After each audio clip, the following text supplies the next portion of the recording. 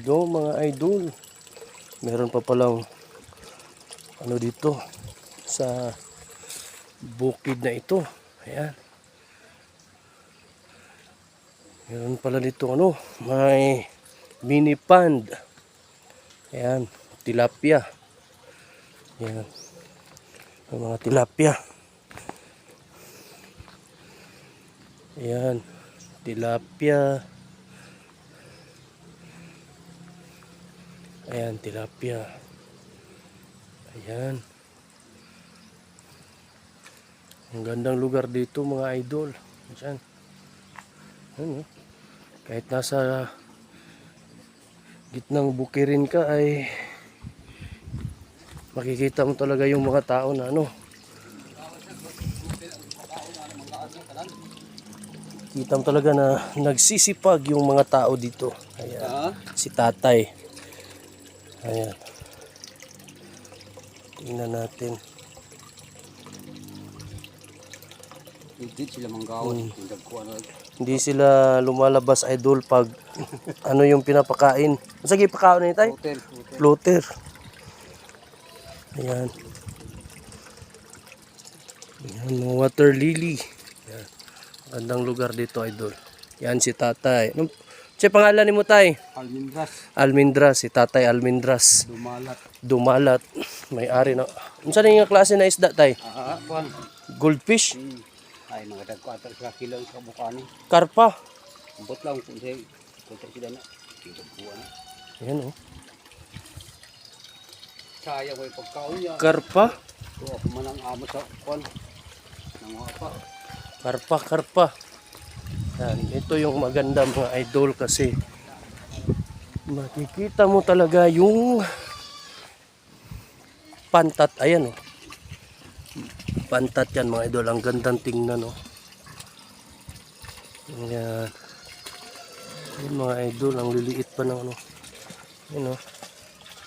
Napakalinaw ng tubig. Ito po ay isang freshwater aquaculture. Hito. Isa po itong carnivorous fish na kumakain ng karne. Yan. Nung nasa fishery school ako dati, pinapakain ko sa mga pantat na ito ay karne. Yan. Kasi mga meat eaters ang ano. Ayan oh. Yan ang gandang tingnan. Yan mga idol. Yan oh, ang cute tingnan mga idol. Yan. Ang dami nila idol oh. Ayun. Pila ni sila kabuok tay? Pila kabuok ni? Nasa 500 pieces. Ang mga idol oh. Ang gandang tingnan. Ito po ay tinatawag na fresh water aquaculture. Ayan. Aquaculture it means controlled environment. Ayan. Tsaka may ano pa tatay dito. Ayan. Ganda ng lugar dito guys. Ayan.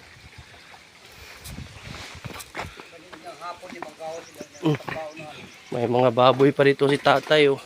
Ayan. Dik. Ayan. Mga biik. Ayan pa. Ayan. Ang gandang lugar dito idol.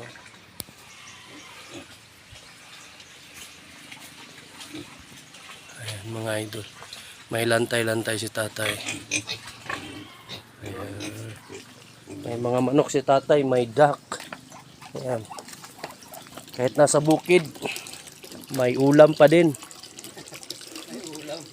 Kahit bukid. Ayan. Maraming ulam kasi ano, masipag si tatay. Ang sipag ni tatay mag-alaga ng mga isda. Ayan.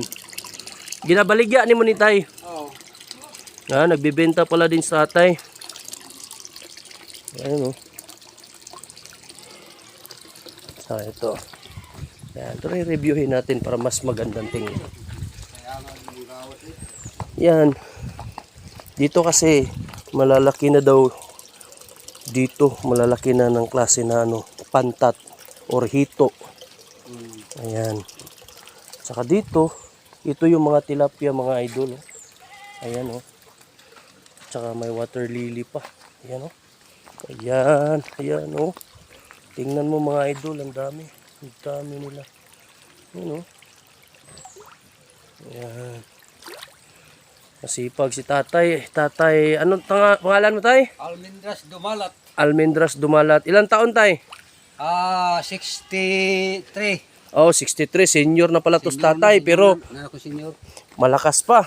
Malakas pa mo. Kaya pa ng 10 rounds. Ayan, binibiro ko sa tatay. Kasi, biruin mo, 63 years old. Ayan, 63 years old, nag-aalaga ng ano, tilapia, hito, tas may baboy. Mga baboy, ayan. Ayan mga idol. Ayan mga idol ha. Pag ako nagkaka-item, idol, pipiliin kong ma-assign sa bukid kasi ang sarap dito. May kompleto, may isda, ayan, may baboy. Ayan, tsaka may ano yun, karabaw.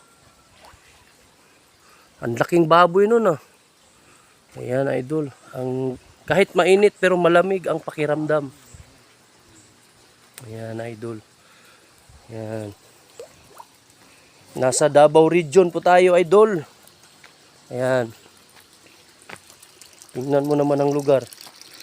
Kung ako ang papipiliin idol sa syudad or dito, mas dito ko pipiliin. Malamig kahit mainit ang panahon. Ayan. Malilibang ka talaga dito dahil anong tawag dito? Stress reliever. Tsaka kumikita ka din. Ayan. Ayan no. Ang cute ng mga isda nagtatago sa ilalim ng water lily. Ayan no. Ayan. Ang gandang pagmasdan mga idol. Nasa gitna tayo ng bukid pero ano, napaka arrange ng ano ni tatay. Ano, ginawa niya ng bakod. Tapos may mga bulaklak. Yun yung pahihingahan ng mga isda. Ayan.